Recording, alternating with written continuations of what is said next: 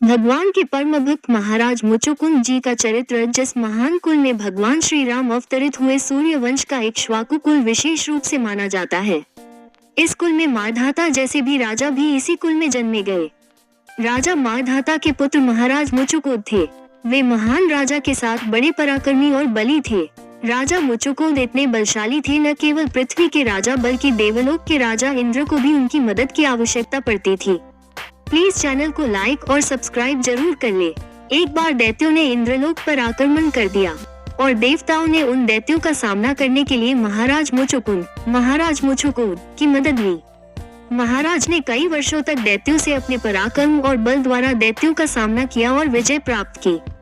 देवताओं की रक्षा के लिए असुरों से लड़े। तब देवराज इंद्र ने महाराज मुचुकुंद से कहा, राजन, आपने हमारी बहुत सहायता की है। आपने परिवार, स्त्री पुत्रों, प्रजा को छोड़कर आप हमारी रक्षा में लग गए। यहाँ स्वर्ग में जितना एक वर्ष होता है, वहाँ पृथ्वी पर उतने समय को 360 वर्ष कहते हैं। आप हजारों वर्षों से यहाँ हैं। अतः अब आपकी राजधानी का कहीं पता भी नहीं है। आपके परिवार वाले सब काल के मुख में चले गए। राजन, हम आपसे बहुत खुश हैं। आप हमसे मोक्ष को छोड़कर कुछ भी वरदान मांग सकते हैं। तब महाराज मुचुकुंद ने विचार किया कि वो कई वर्षों दैत्यों के साथ युद्ध की वजह से सोए नहीं है। उस युद्ध में उन्होंने बहुत संघर्ष किया था, अब वो सोना चाहते थे। फिर उन्होंने अपनी इच्छा बताई कि वे भरपूर निद्रा में सके और कोई उनकी नींद को नहीं तोड़ सके। अगर आप अभी तक चैनल को सब्सक्राइब नहीं किए तो प्लीज चैनल को लाइक और सब्सक्राइब जरूर कर ले। महाराज मुचुकुंद ने देवराज इंद्र से ये अभी कहा, यदि जो कोई भी मेरी नींद तोड़े उसका तुरंत नाश हो जाए। तब देवराज ने उनकी इच्छा को पूरा किया और कहा कि वे पृथ्वी पर जाकर आराम से सो सकते हैं।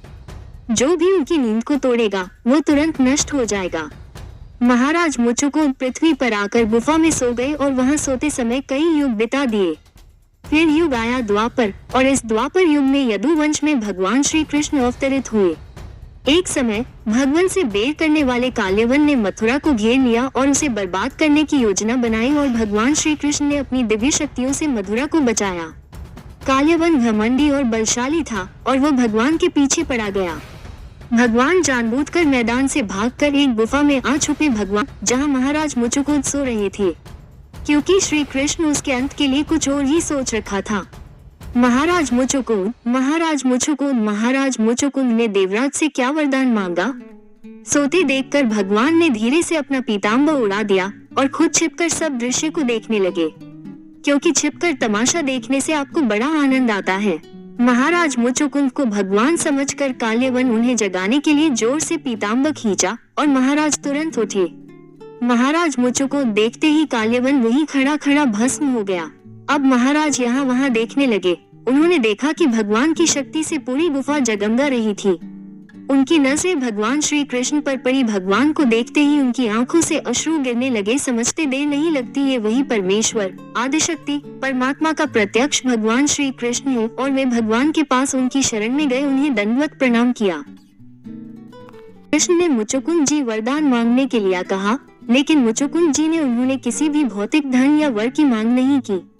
वे बोले, प्रभु, अगर आपको कुछ देना है तो मुझे आपकी भक्ति दीजिए, ताकि मैं सच्ची श्रद्धा और समर्पण के साथ आपकी सेवा करूं, आपके भक्तों का संग करूं। नाथ, आपके दर्शन के बाद जन्म मरण का संकट खत्म हो जाता है। महाराज की एक ही लालसा थी कि उन्होंने भगवान के भक्तों का संग और अब तक अच्छी तरह से उपासना नहीं की थी, और वे मुक्ति के साथ साथ उपासना को भी चाहते थे। इसलिए भगवान ने कहा, अब तुम ब्राह्मण कुल ने जन्म लो, सभी जीवों में समान दृष्टि रखो और फिर मेरी अनन्य उपासना करो।